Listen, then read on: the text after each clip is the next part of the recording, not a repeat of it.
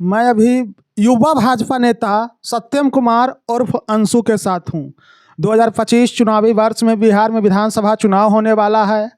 आइए जानते हैं युवा नेता अंशु से कि किस प्रकार इनकी क्या रणनीति है, कैसे ये चुनाव की तैयारियां 2025 में कर रहे हैं, बिहार में क्या क्या विकास हुआ, इस पर भी हम चर्चा करेंगे। सबसे पहले अंशु जी, आपको हमारे चैनल पर स्वागत है। बहुत बहुत आपका। अंशु जी, 2025 में विधानसभा चुनाव है, क्या क्या तैयारियां चल रही है?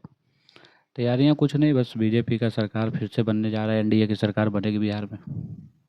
पक्का? पक्का। तेजस्वी यादव जो अभिनेता प्रतिपक्ष हैं, जान ही रहे हैं कि बहुत सारे वादे कर दिए हैं। दो चार वादे को मैं गिना दूं तो उन्होंने युवाओं के लिए एक पासा फेंका है। युवाओं को उन्होंने बताया कि जब मैं सरकार में आऊँगा तो जितने भी मतलब ऑनलाइन फॉर्म के नाम पर रुपया लिए जाते हैं उनको मैं माफ़ कर दूंगा। एक और है माई बहन योजना, उसके अंतर्गत प्रत्येक महिलाओं को 2500 रुपये दिया जाएगा। और जो वृद्धा पेंशन, विधवा पेंशन है, उनको हम 400 रुपये से बढ़ाकर 1500 रुपये कर देंगे। आपके नेताजी की तरफ से अभी तक कोई वादे नहीं आए हैं। वादे का कोई बात ही नहीं है, वो तो चुनावी प्रोपगंडा होता है तेजस्वी यादव जी का। जब भी चुनाव आता है तो वो इतना बोलते हैं, करते तो कुछ है नहीं। जब भी उनको मौका, जबकि बार बार उनको मौका भी 2-3 बार मिला है, क्या कहिए, कुछ भी तो क्या मुख्यमंत्री बनने का तो एक भी बार उनको मौका नहीं मिला? मुख्यमंत्री नहीं, उप मुख्यमंत्री बनने का मौका मिला तो उप मुख्यमंत्री बन के ही क्या कर दिए। अपने बस परिवार के बारे में जानते हैं, अपने परिवार को पाटलिपुत्र से सांसद बना देते हैं। कभी अपने तेज प्रताप यादव जी को मंत्री बनने के लिए यहाँ ये करते रहते हैं। तो उनका क्या वादा, उनका सब वादा फेल होता है। आइए एक और बात मैं पूछना चाहूँगा कि अब वारसलीगंज के भी आप सदस्य हैं। वारसलीगंज विधानसभा संख्या 239, यहाँ का विधायिका वर्तमान समय में श्रीमती अरुणा देवी जी हैं जो भाजपा से हैं। नवादा में केवल एकमात्र विधायिका भाजपा से ही क्यों, चारों के चारों विधायक और राजद से ही हैं? राजद से नहीं है, हिसुआ में जैसे आप देख रहे हैं कि कांग्रेस से नहीं। अरे है तो राजद के अलायंस ने गठबंधन उसी अलायंस है ना, बोल तो सकते हैं कि कांग्रेस के ही हैं।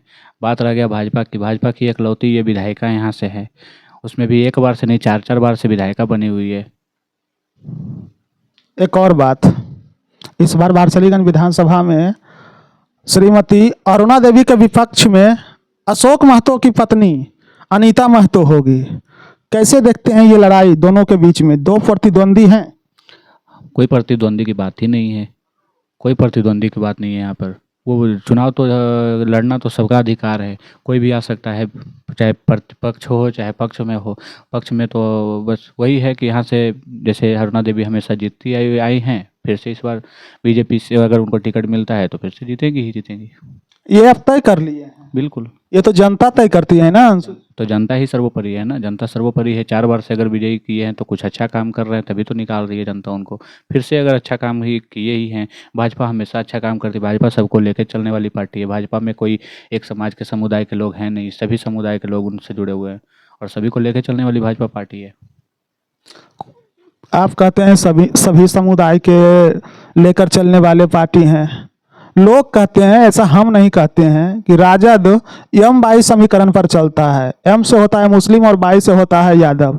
वो दोनों भाजपा को वोट नहीं देती है शायद। क्या ऐसा कुछ किसी को ऐसा बोल नहीं सकते हैं कि भाजपा में सब लोग के समुदाय के लोग, सभी समुदाय के लोग हैं, सभी लोग वोट करती है तभी भाजपा। ऐसा तो है नहीं कि कोई अकेले सरकार बना लेती है।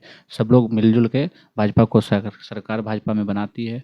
बस जैसे आज कितने बार से 4 बार से यहाँ से अरुणा देवी विधायिका बने, तो ऐसा तो नहीं बोल सकते कि कोई एक जाति, कोई एक समुदाय के लोग ही विधायक बनाते हैं। सब लोग मिलजुल के रह रहे हैं, अरमान चैन शांति से रहते हैं वारसलीगंज विधानसभा। तो इसका एक अच्छा सा स्वरूप है।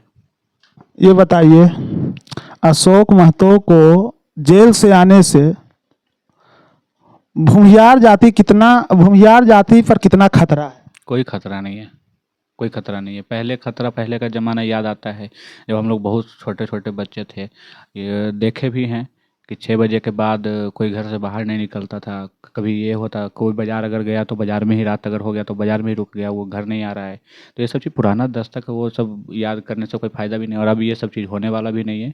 तो ऐसा हम लोग को नहीं लगता है कि किसी को डर है, किसी को भय है। लोग 12 बजे रात में, 1 बजे रात में, 2 बजे रात में लड़कियाँ घूम रही है, बाहर घूम रही है, आ रही है, जा रही है, अमन चैन शांति से है।